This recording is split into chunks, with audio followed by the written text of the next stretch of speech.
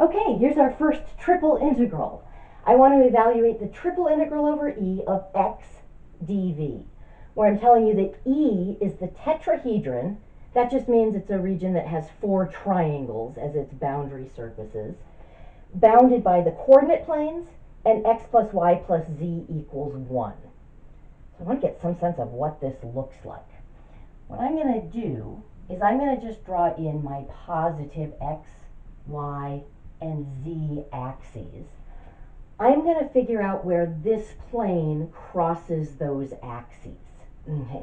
And I've only drawn in the positive ones because I can sort of see that it's going to cross each one of these at a positive place. If I'm on the x-axis, then y and z are both 0. So if y and z are 0, x would just be 1. So here's the point 1, 0, 0. Similarly, if I'm on the y-axis, x and z are both 0, so y would be 1. So here's the point 0, 1, 0.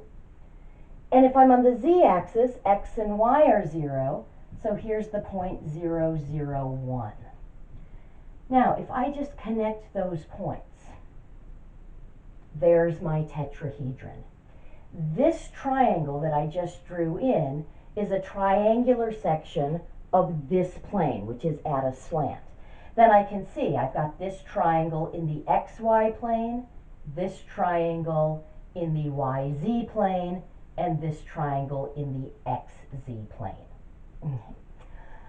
All right, so if I want to set this up, I can see that if I project this onto the xy plane, that's going to be my region D right there. I'm going to just draw a two-dimensional picture of that. That's connecting these points where this is 1 and that's 1, and that's my triangular region that we're talking about here. That's definitely a type 1. And then I can see that for every point on D, basically we're going from the xy plane to this plane right here. So I'm going to take this equation, I'm going to solve it for z. Z is 1 minus x minus y. That's the continuous function that describes the top or the ceiling.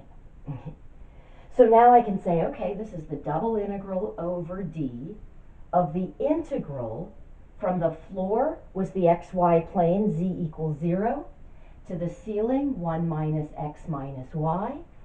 We were integrating x, and then that's going to be dz dA. Now I'm going to go ahead and break d up to write this as an iterated triple integral. If I wanted to, I could do this integral first and then do the double integral. I'm going to go ahead and get it all set up. So I'm going to just slice things this way. That way I can see my slices go from 0 to 1. So I'm going to have from 0 to 1, that's my dx. Then I need to take a look at this line. Well, this line is just y equals negative x plus 1, because I can see it has a slope of negative 1 and a y-intercept of 1. Okay. So we're going to go from 0 to, I'm just going to write that as 1 minus x. That's my dy. And then we're going from the integral from 0 to 1 minus x minus y of x dz. Okay. So now we're ready to actually integrate.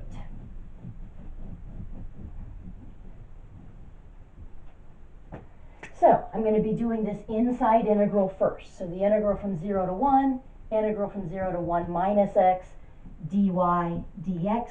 That's just kind of that shell that's sitting out there while I work in the middle. Antiderivative of x with respect to z is x times z. That is evaluated between 1 minus x minus y and 0. So I'm going to get the integral from 0 to 1, integral from 0 to 1 minus x, x times 1 minus x minus y, minus 0, and then dy dx. So let's distribute that x.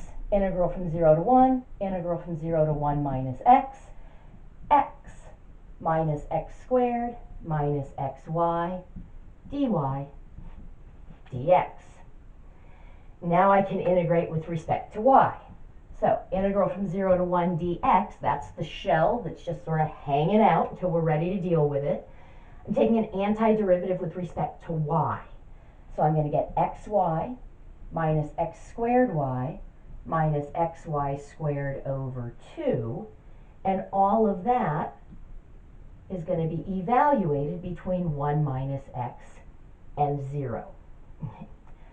So let's move over here.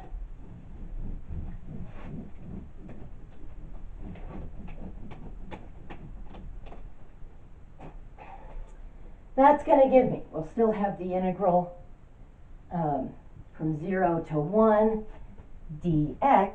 I'm plugging in 1 minus x for y. So it's x times 1 minus x, then minus x squared times 1 minus x, minus x times 1 minus x squared over 2.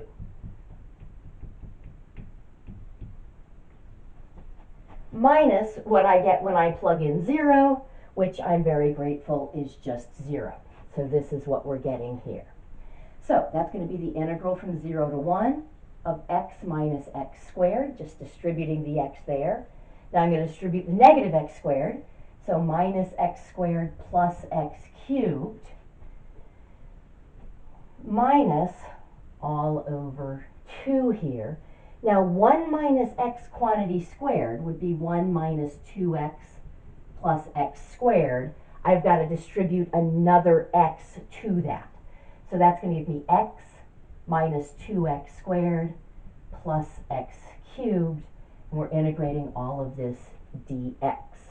Okay, I'm going to here just distribute that negative and that 2.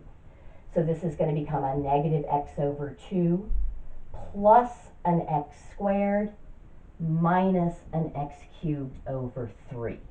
That's what I get from this part right here. Before I integrate, I'm going to consolidate my like terms. So let's see. Here's an x. Do I have any other x's? I have a minus x over 2. So if I combine those two pieces, that's going to give me an x over 2. Okay. Now, here's an x squared. Let's get all the x squareds. There's a minus x squared plus x squared. If I combine those, that's going to give me a total of just minus x squared. And then what's left is the x cubed. Here's an x cubed, and here's a minus 1/3 x cubed. So that's going to give me plus 2/3 x cubed. Just double checking that I got all my terms. Okay, so that's what I need to integrate with respect to x. Not super challenging calculations, but a lot of tedious calculations and a lot of bookkeeping to keep track of. Okay. All right, so this is going to equal x squared over 4 minus x cubed over 3 plus 2/3 x to the 4th over 4. All of that's evaluated between 1 and 0. So when I plug in 1, I'm going to get 1/4 minus 1/3. Notice here I can cancel the 2, so that's going to become plus 1/6. And when I plug in 0, I just get 0. So,